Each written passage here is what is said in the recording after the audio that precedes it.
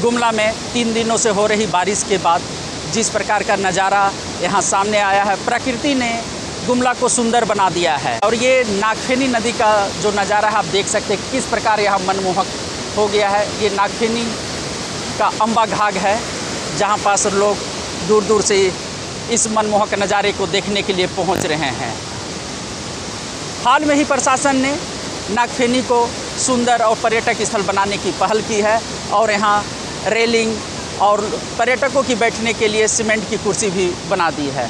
और यहाँ पास selfie point भी बनाया है जहाँ मेरे पीछे आप देख सकते हैं किसी सेल्फी पॉइंट में खड़े होकर लोग अम्बा घाट के सुंदरता का नज़ारा ले रहे हैं।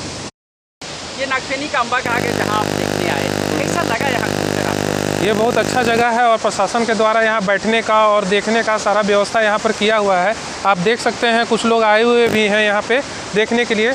बस प्रशासन से निवेदन होगा कि एक यहाँ पे किसी को खड़ा कर दे ताकि कोई नज़दीक जाए नहीं, क्योंकि जल स्तर काफ़ी ऊंचा है और जिस तरह से भयावह स्थिति है लग रहा है कि यहाँ पे जल स्तर और काफ़ी बढ़ते जाएगा। बारिश हो रही है जिस तरीके से, प्रशासन पे यहाँ सुरक्षा की व्यवस्था करनी चाहिए। हाँ, कुछ एक आध प्रशासन को यहाँ पे एक कांस्टेबल या किसी को बैठाना चाहिए जिससे कि लोग आगे ना बढ़े, भाव को ये देख करके आगे ना बढ़े। क्या नाम है? सुमित कुमार केसरी।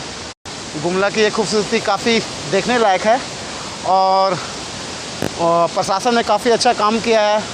काफ़ी सुरक्षा के दृष्टिकोण से ये जगह काफ़ी अच्छी है। अभी गुमला वासियों को यहाँ पर आना चाहिए, एक बार इसका आनंद उठाना चाहिए। और कैसा लग रहा है कि बारिश में यहाँ का दृश्य कैसा लग रहा है? इतना अद्भुत नज़ारा मैंने कभी सोचा भी नहीं था कि इतना अच्छा नज़ारा यहाँ पर लगेगा। यानी कि आप यहाँ का जो बारिश के बाद जो अम्बा घाट का जो नज़ारा है उसे आप देखने आए हैं। हाँ जी।